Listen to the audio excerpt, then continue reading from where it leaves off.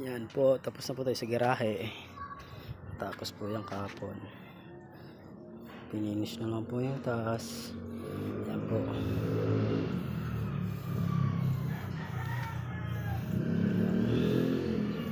Yan yung taas.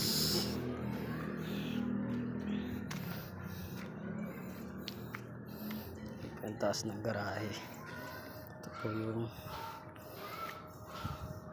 yan po yung para bukas, yung biga.